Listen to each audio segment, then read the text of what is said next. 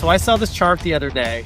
U.S. household prices have only gone down 7 of the last 75 years. That means real estate values have gone up every year the last 75 years, except for 7 years. I thought that was pretty wild.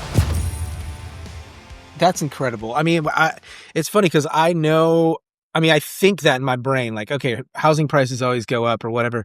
But to say 7 out of 75, I mean, that's less than 10%, 8%, something like that. This is from 1950 to 2024. There's probably not 2025 data yet. So yeah, from 1950 to 2024, housing prices have gone up. They've only gone down very slightly in 1990, 1991, and then 2007, 2008, 2009, 2010, and 2011, which is when I started buying the bulk of my real estate, was 2009.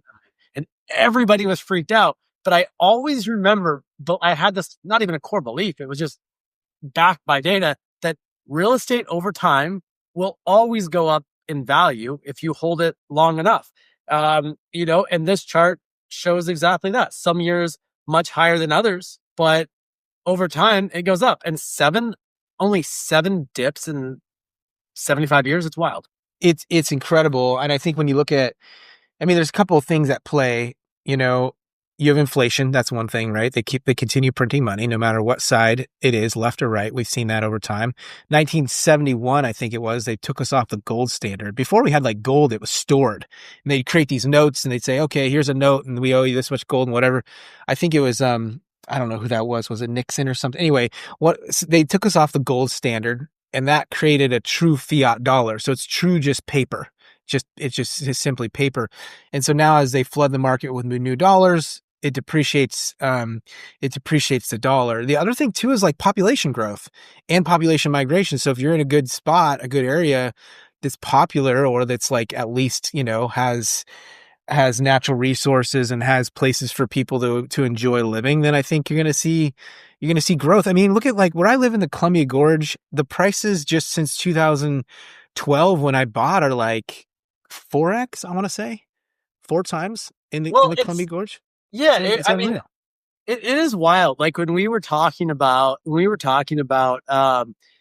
to do a podcast episode on. I mean, of course, real estate. Since it's a real estate podcast, I had mentioned the old adage of, hey, what's the easiest way to become a millionaire through real estate? Well, buy $1 million worth of real estate. Let the tenant pay it off, which is interesting if you want to wait 30 years. But when you look at real estate compared to inflation, like real estate outpaces inflation. It's a good store of value and you're receiving cash flow if you do it right the whole time. Like I never invested for the appreciation, but then I look at this chart, right? Like, and I think like, man, those that owned real estate, say 75 years ago, I mean, shit, they're killing it, right? Like if they're still alive or their family's alive.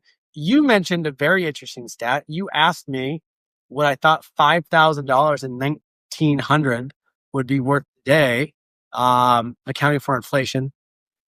And my guess was pretty damn accurate. I guess it was close. It was pretty damn close. I guessed around $200,000, and it wasn't far off. I think it was 193 to. It's like 193 to 195 is what Google shows, and so. But I mean, I would not have thought that. I thought I would be like, $30,000. I mean, I feel like I understand inflation, but I didn't realize the significance of it. I mean, this is 3,700% difference.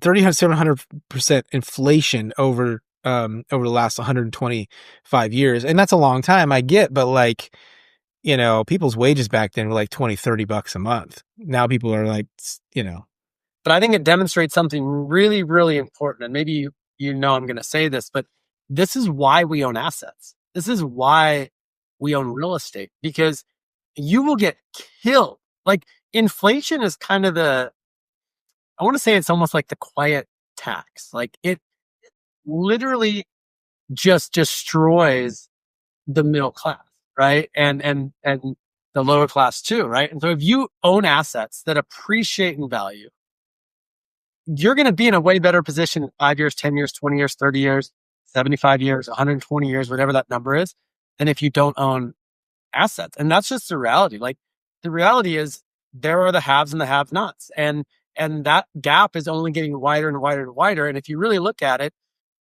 a lot of it has to do with who owns assets and who doesn't. Because if you don't own assets and you don't have something that's putting money in your pocket every month outside of a job, and you don't have something in your life that's appreciating or outpacing inflation, 10 years from now, you're not going to be in a better position. If you own assets, 10 years from now, you will be in a better position. And so I see the biggest differentiators like those that hold assets and those that do not hold assets.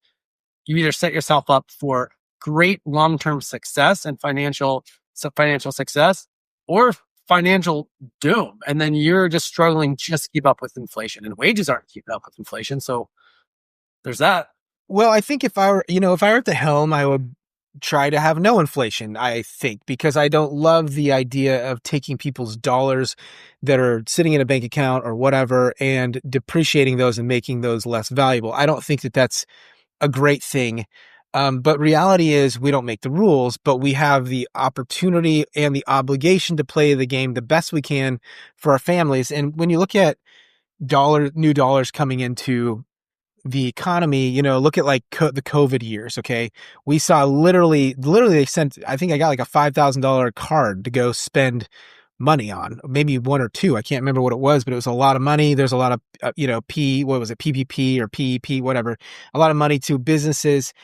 That money within like a couple months went into asset value. So like a good example of that is like you get $5,000. Where I'm going to go spend that? Most families are going to go spend that where? A lot of families are going to spend it on Amazon. They're going to spend it on maybe an e-bike. They're going to spend it on at Walmart. They're going to spend it at these different places. That increases the top line, increases the bottom line. And guess who profits from that? The shareholders, the people who own the asset of Amazon or Walmart or whatever. Same thing with real estate.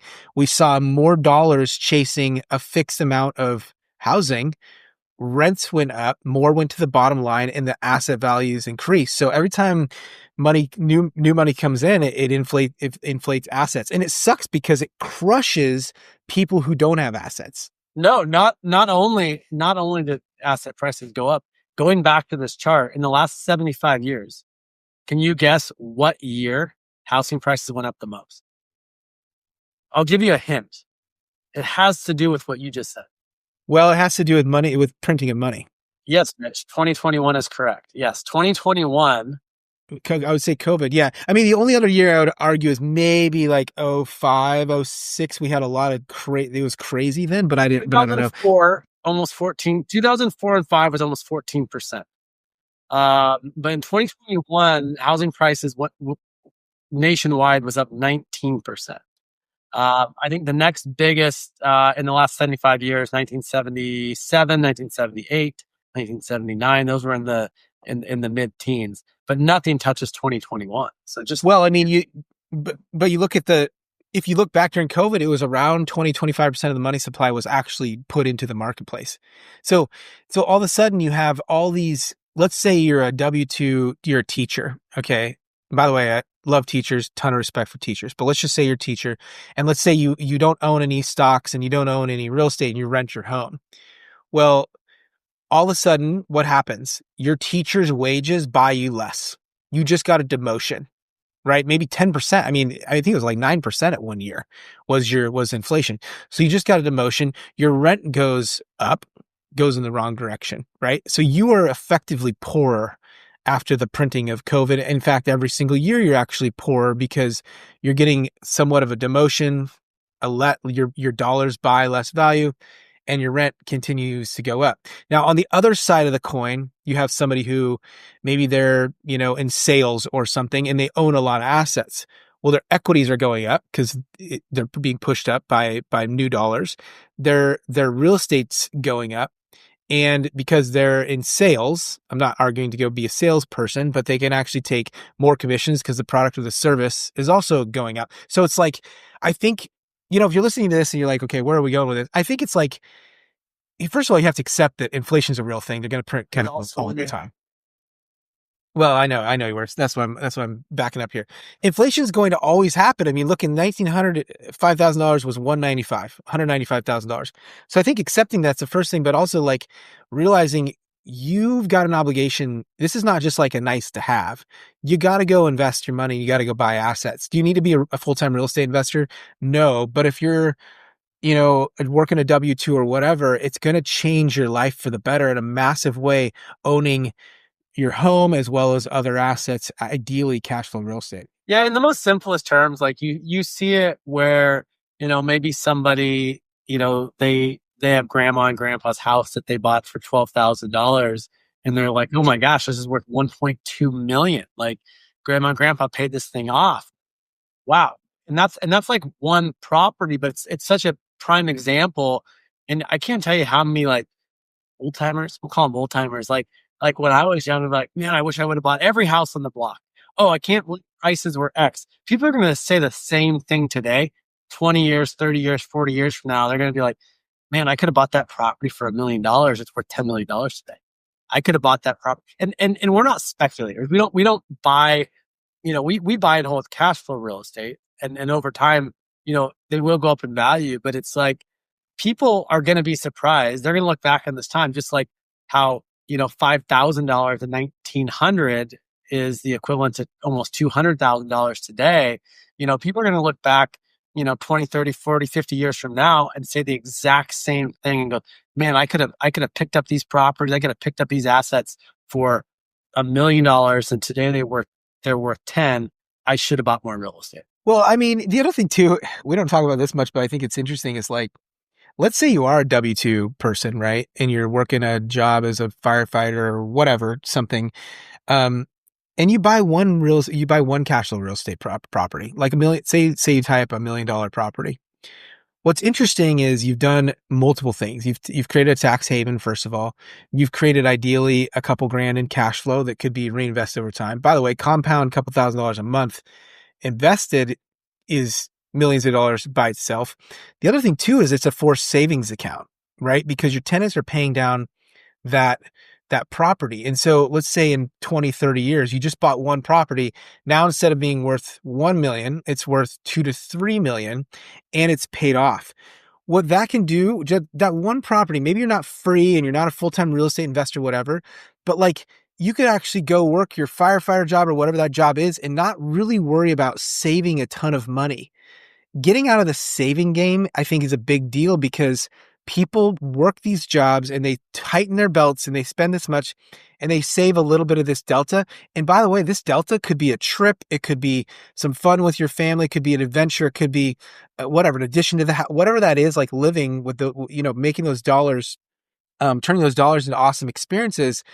Like somebody could just buy one and not even be a full-time real estate investor and actually have, I mean, today it's funny because I saved from 19 to 32 years old or so, half of my income. Now, I think it was a good move because I didn't know what to do with money. I didn't understand it yet. So it set me up. It gave me a good foundation. So I think saving can be good depending on where you are in your life. But today I don't save money. I don't work and then purposely go, I got to stash this much away because I'm playing a different game. My tenants are saving the money for me. My properties are being forced to appreciate. I have cash flow. Like it changes the game. So it's like wherever you are in this investing cycle, one property over 20 to 30 years can be a massive difference. So own real estate as much as possible. Get your freedom back. I love it.